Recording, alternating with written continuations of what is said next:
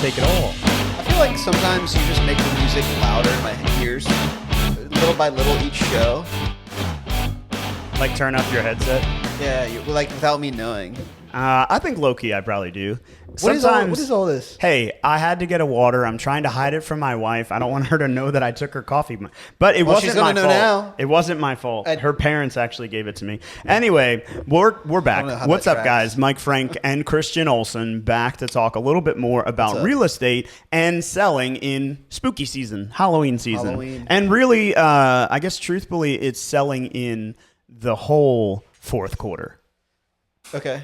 Right? Because we get so many objections from people that, oh, I don't want to sell now. It's not a good time to sell, or it's too cold, or I'm not ready, or whatever. I went to go show a property to myself right down the street in Hamden at that new construction community that was built in like 2018.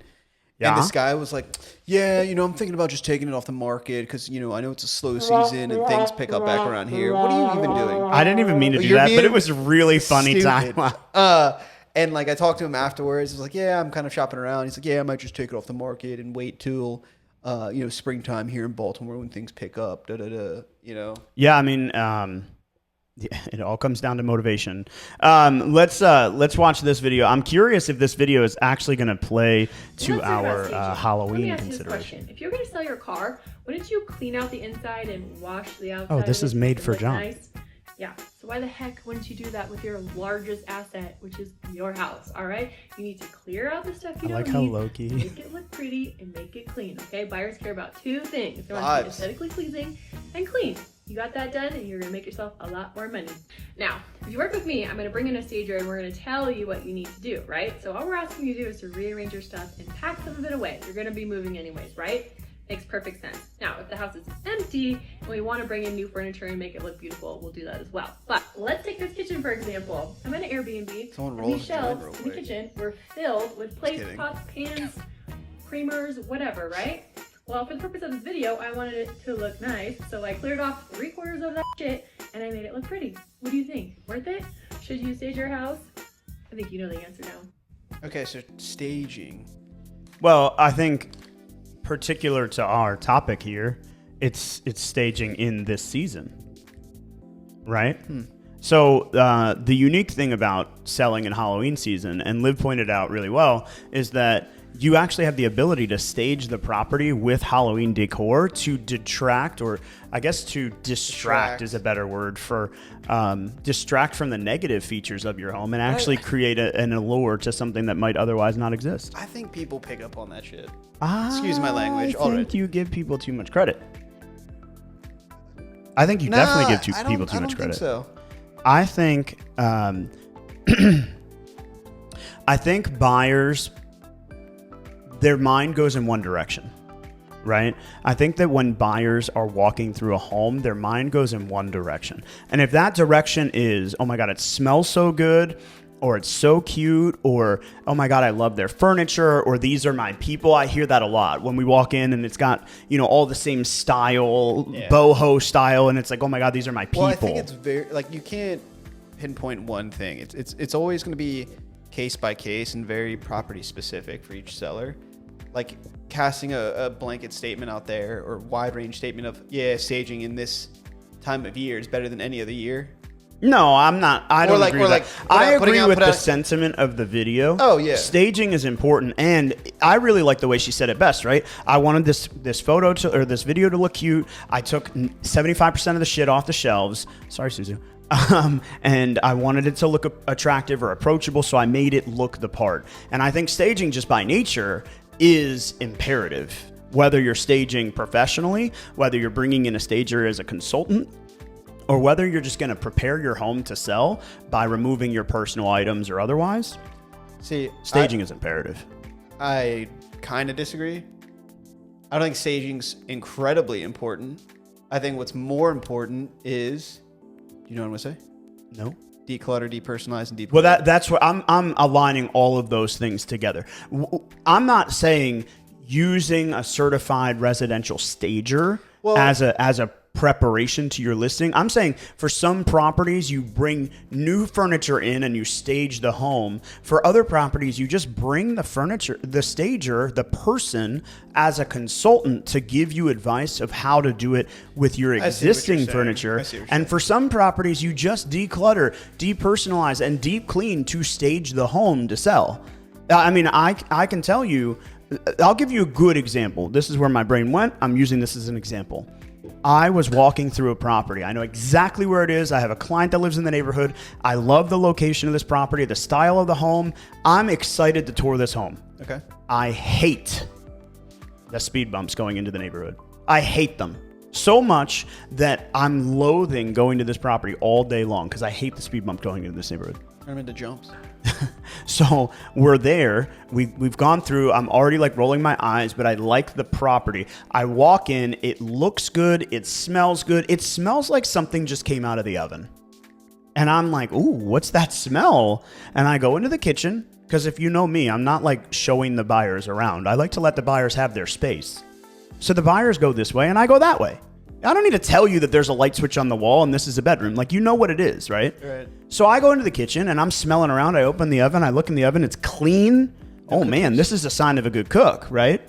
Go into the dining room. And on the buffet in the dining room was, I would say probably between 6 and 9 individually wrapped, sealed, and stickered cupcakes.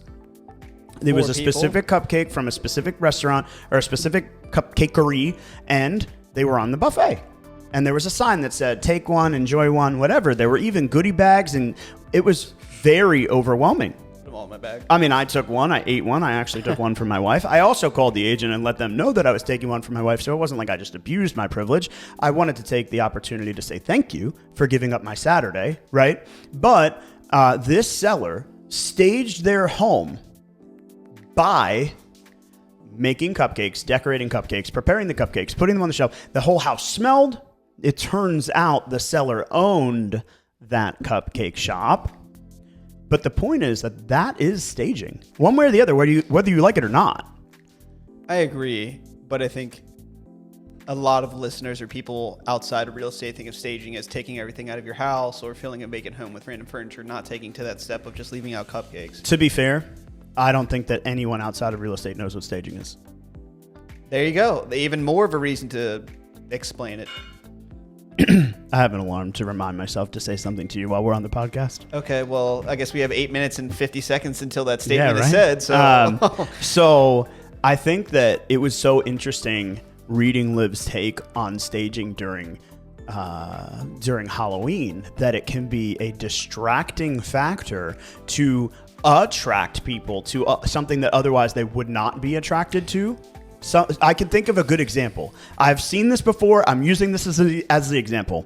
Halloween comes and goes. Now we're in winter. We've got Christmas. I'm showing a property that has a hot tub. And in the hot tub, skeletons. Not a skeleton, but was a mannequin dressed up like Santa Claus. Now, I could not tell you the condition of that hot tub. I couldn't tell you if it was working. I couldn't tell you if it was good or bad, if it needed, no idea. But I remember the Santa Claus. What if that hot tub was non-functional? Instead of being an eyesore and a negative, it was a funny part of my tour of the home. And so I do think that staging in this way, this levity that we can bring to an experience by putting ghosts and goblins, by putting spider webs. Too much fun. I am a little bit too much fun. But not at the same time. I mean, I just think, with the way my heart feels, like if I see something viral video on YouTube or viral video on TikTok or viral video on Instagram, and it's a really sick house, that's cool. But if I see a viral video and it's a house that has something uniquely amazing, like back when we did the Spider-Man, which, by the way, if anybody wants something fun, go to whatever your favorite real estate app is, look up 3300 Shuck Street, SCHUCK, SHCUC, I don't know, Shuck Street in Baltimore, Maryland, 21224. It was probably 7 years ago, but we had Spider-Man in the listing photography. It totally, I feel like I remember it got a lot of value, and there were so many people that talked about it. Did the buyers buy the house for the Spider-Man? No. But did it detract from some of the people that otherwise wouldn't have even walked in the door? I think we got more action, more activity because of how far we went above and beyond. I can see. Maybe I'm just being a party pooper today. But No. now, John, Christian's being a party pooper for the first time in his life. what we should do, Mark it down. the next listing that we have in December, we should set up the scene from Home Alone where there's the guy in the window like dancing and whatnot. And have a light on, and the buyer's pulling up. It's like, oh my God, there's the owner here, and they come in. I will tell you, actually, now that we talk about it, I have shown houses on Christmas week where you're that deep into the holiday, and there are houses where either before or after Christmas they have toys, they've got trains, they've got candies and decoration, and little kids really do enjoy that. Now, it's not changing anything; it's not selling the house. But it does make for a more fun experience. I'm also thinking, we talked last week about the house in Essex, or Dundalk, that was like blacked out with the black doors and the black walls and all the... That was, I call it gothic. I don't really know what the proper term is, but that was viral. And they sold quickly. Would they have sold quickly in 2014? I don't know. Again, I think it's very case by case and property specific, because you throw on like Christmas lights or decorations in a community that's not much of a community feel and out on its own, it's not going to present that as if you were in a community that is very family oriented or has a lot of kids going around. Or think about this. What if you positioned yourself decorating for Christmas lights, right? We think about Christmas lights, you have to come by at night. What if you positioned yourself decorating for Christmas during the day? Where families are going out looking at Christmas lights all the time at night, but a family that's coming to tour your home, they're not even going to see all the work that you put into it. It's also true. I don't know. No, that's not very true. It gets dark very early on now. That is definitely a good will point. In December.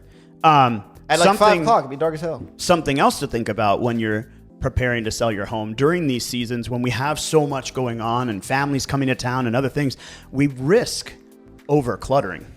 I mean, we risk literally putting, imagine right here at the office, if we did one of those like inflatable witches with a stew pot, the ones that have, oh, dude. But think about how big that would be. Well, you remember the thing I shared on Instagram the other day with a cat on top of a Baltimore row home? Right. I think it was sick. But what if that was in the front yard?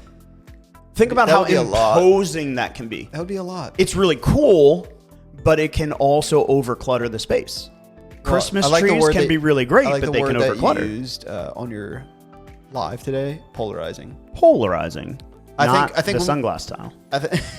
When you go to market as a seller, you're going to want to look at what is polarizing and say, hey, is this really going to have a negative effect on any buyers walking through? If it does, I think we change it. And that's the way that I go about a lot of those things, whether it is staging, whether it is your decorations or all the, no offense to anybody, all your family photos on the wall, right? Just offense intended for everyone. Take your family photos off the wall. Yeah, actually, listen no to offense Mike. to anybody. And never mind. But speaking of polarizing, right? The smallest things can be polarizing. So just think about this. People come into our office. They sit at our conference room space. They're there just kind of twiddling their thumbs, waiting for the opportunity to sign or meet with their agent or do whatever their intention is on doing here in the office. And they look over and there's a bowl and it's got candy in it. And they realize it's only the cherry and the watermelon Jolly Ranchers. Because we're fiends for blue raspberry, green, and purple. Now, they might turn around and say, oh, bet, I love these. Well, that could be a good thing. But what if they want the raspberry and the purple and the green ones, the green apple ones, because that's the ones that they love? That could be polarizing too. And I'm not suggesting get every type of candy to put it on your counter. I just want people to recognize that where they feel like, no, not little Timmy, that's his photo. It's been there forever, right? Maybe we need to take little Timmy out of the photo and put a stock photo in so it's more appealing to the greater majority of the buyers. You know what's funny? This reminds me of, there's a TikTok online of this person taking photos of their dog taking a shit and they put the photos of their dog taking shit all in the bathroom around the house. Yeah. Oh my God, that's what this reminds me of. That would be hilarious. Same, right? Polarizing. Having a doggy door and a door, not having a doggy door and a door, polarizing.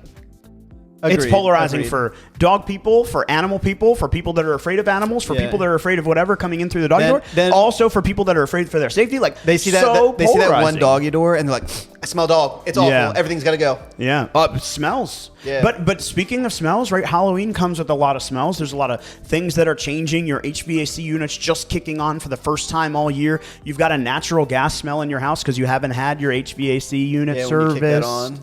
Right? So when we're talking about staging for the holiday, there's so much more involved than just, am I putting a witch's broom on the front door or, otherwise. I could imagine someone doing something fun, like covering their door with spider webs is fun.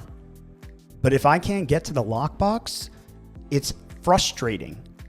Right? Nothing worse than being a real estate agent trying to open the lockbox and it not happening. So making that way more difficult is going to ruin the experience for everybody. And for some people, it's as uncomfortable. Silly as it sounds. Oh yeah, it can be uncomfortable. So the thought of creating something where there isn't also has to be thought of what needs to be. You know what I tell people? The hardest part of my job is just opening the front door. Hardest part of your job is opening the front door. Is that is that your whole job, or is that showing houses, or is that? I would say that's the hardest part of my whole job, probably. At least like with my client.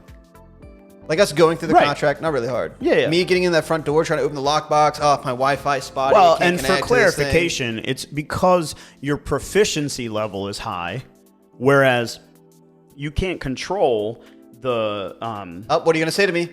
the door lock that the seller hasn't greased or added WD-40. I mean, you can't control those challenges that are unforeseen. And then you can't control the lockbox that's dead or the lockbox that's frozen shut, right? These things happen. Well, like when middle of summer, paint expands and like things start to stick together. Yep. And like I'll have the door unlocked and I'm like trying to get in and they're just like, I think the key worked. I think it's unlocked. And then I have to check the key again. And they gotta, these things are real. Well, I think so much comes with preparing the house.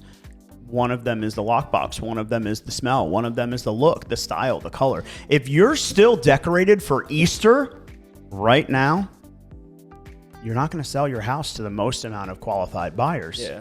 Right? Whereas if you're a Christmas junkie and it's July and your house is decorated for Christmas, it's really going to speak to a buyer that loves Christmas. It's not going to speak to anyone else.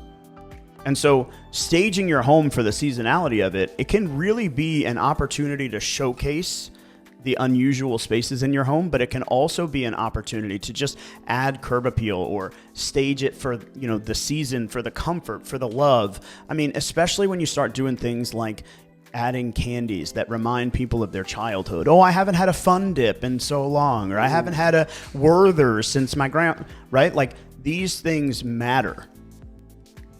To a certain extent. Stop it. These things matter. It's very situational, and I'm not trying to sell people on like you have to do this. These things matter because when I go with it to a seller's house and like, oh, what should I do with this? And I'm like, well, could be polarizing here, or we could fix whatever issue it is, or go about it in a different way to where it's not like it's very case by case. So you can't make.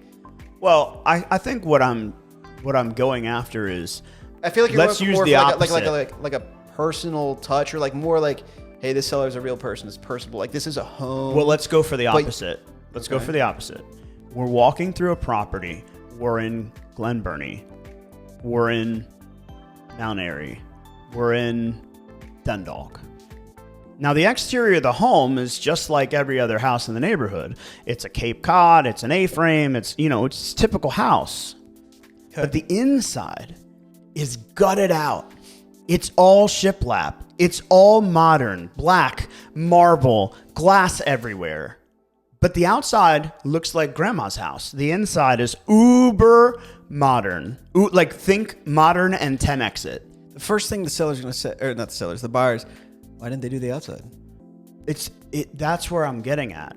It's like sometimes if you're setting the wrong expectation, you're just creating a doubt that doesn't need to be there.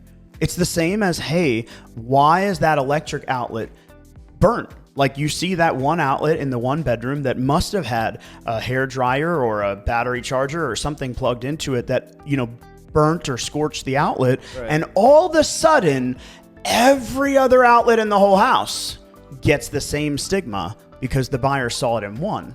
So by utilizing things like holidays, seasonality of it all, I do think that it can be a great way to sell your home because you can create an opportunity not to disguise. We're not trying to hide anything. We're trying to feature other parts of the house that might be more valuable to the buyer. I can get behind that. I think just also what you had said is like setting an expectation. I think that's important, and it does play a pretty big role into like staging or decluttering or getting your property ready to list on the market. Okay, so let's use that as an example, right? Staging, decluttering, you're preparing your property to list in the market. When we're talking seasonality of it, so we're talking Halloween, Christmas, 4th of July, Memorial Day, like seasonality where people are decorating their homes. Is there any value to virtually stage their home with those decorations? I actually have never seen that. I've never either. However, that was the argument that I used when they told me that I couldn't have humans in the photos. I said it's not a human. You virtually staged That's what I told them. That's how I got away from being fined. That's hilarious. Yeah. Bro, if you look at these photos, have you looked at them lately? No. I'm gonna pull them up. You won't. You wouldn't what was your believe. question again? I was too busy thinking about Spider-Man in the house. Is virtual staging? Like with decorations, I think that'd be strange. I feel like, if you can make it work, cool, but I just wouldn't want it to look like clip art because it's a decoration, if that makes sense. Like imagine like a virtually staged pumpkin just sitting on your porch. I feel like you're going to be able to tell. That's just like a little sticker. I agree entirely. All right, so I think. Tell me that doesn't look. He looks virtual. Who decided that? Who decided it? Yeah, who's? I don't know. Was this your property? Yeah, we sold it. Who was in the Spider-Man suit? Chris Wade. Dude. Was the seller cool? It looks CGI. Some of them look more and some of them look less, but it looks CGI for sure. This was one of my favorites. It is pretty funny. If you have these opportunities to make your property stand out. What the fuck is he doing? But like, if you have the opportunity to make your property stand out, it's for good and for bad, right? If we were Spider-Man, not connoisseur. Whose house was this? I don't know. Some people. He's in a suit. I don't know. Who were the people? I'll tell you. It was, her name was Kim. I remember who was she was. Was she about it? Yeah.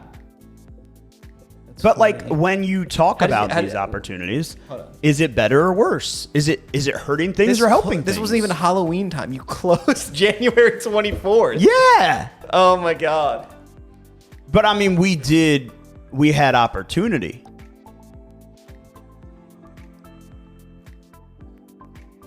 That's hilarious. 3300 Schuck Street, SCHUCK, for anybody that wants to look it up. I just wonder, is it better or worse? And to me, I feel like it would be worse to virtually stage I think items. staging just isn't it in the first place. We're going to go down a whole nother road. We're just going to talk about that. No, I'm kidding. We're going to talk about that another time. But I feel like it's people's like last ditch effort. It's kind of like, ask about how you can qualify for X amount of dollars for this house. It's a tool in the tool belt. That's all it is. No, I understand. But the other thing is a lot of people fail to have the vision. They fail to be able to see the opportunity. And that's one of the challenges, right? We're coming up on seasonality for people to overindulge. If you have a 4-foot wide Christmas tree or nay, 6-foot wide Christmas tree in an 8-foot tall room, I bet you it's too big. It's going to make the room look small. It's going to make it look like there's no seating. You've probably had to move your couch or your chairs to another place in the room. All of a sudden, what began as something cute and endearing became pivotal. It became polarizing. Yeah. But I mean, I don't know. Everyone's curious. What were you going to say? No, you're curious. Everybody's listening. So, like, no, I heard you say something that was really impactful the other day, and it just seemed like the right opportunity. Okay. It's obviously not the right podcast to talk about this, but you were sharing with a client, are they looking at buying a house as a investment to make money, or are you looking at buying a house as a savings account that grows equity? And that was really, really like, wow. Because they would say, oh, it's an investment. Oh, no, but it's growing equity. But you can only pick one. Yeah. You either look at it from the perspective of, I'm going to have a good investment, I'm going to have a low monthly payment, or I'm going to make cash flow, or whatever your perspective is. Or you look at it like, if I can afford it, it's going to be a good investment. I'm going to grow my equity. I'm going to earn more. The long run game is going to be better for me than saving $20 on my mortgage. Well, I mean, it even like went down another conversation of like, hey, what are your goals just with the property and your timeline? Because I think that's important too. In her specific situation, she's only going to be living at the property for a year. Right. So then, right. Do all the factors of it being your dream home truly matter? Or does what you're cash flowing truly matter? Does your rate truly matter? You're going to be living there for a year, and then, you know, within that next year, 2 years, you're going to refinance anyway. Like, there's so many different ways to look at it, but she was so overwhelmed in the process. Like, I don't know if she got information overload, or like her mom was giving her a whole bunch of ideas, and then she's trying to figure it out too, and then her mom's saying another thing. But again, like, well, I think the real value in what you're getting at is that, hey, you need to pick, right? Like, what's your direction? But also, like, people come to us for certain answers, which is great. We're here as a resource. We're one of your tools in your tool belt, just like your inspector, your lender, whatever.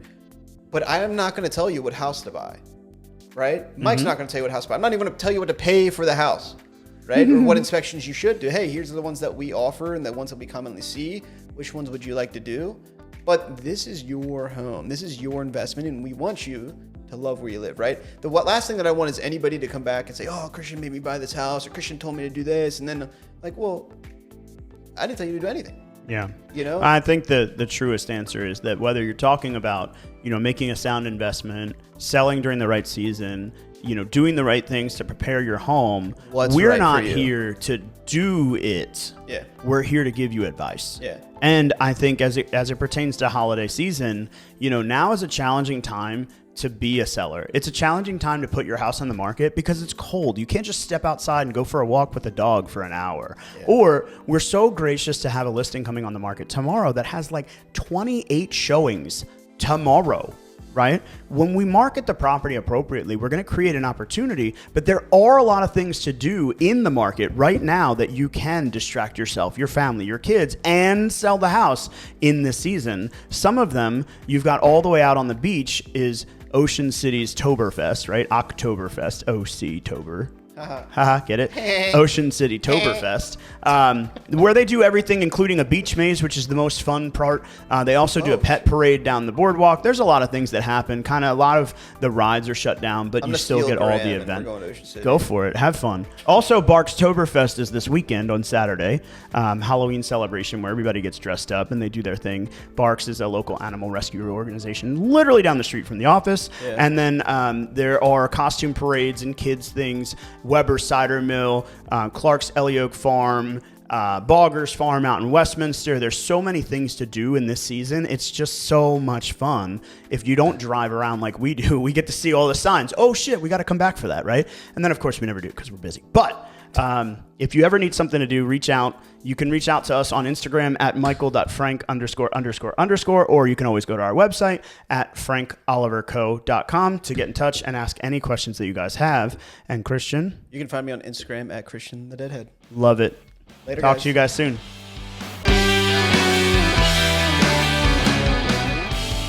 What's up, guys? Thanks for watching. For more information on the housing market, Real Estate 101, how you can leverage your position in today's market, and so much more, click on the link below. If you like this video or have a burning real estate question you'd like us to answer, leave us a comment and let us know. Don't forget to like and subscribe so you never miss an episode, and we'll see you again real soon.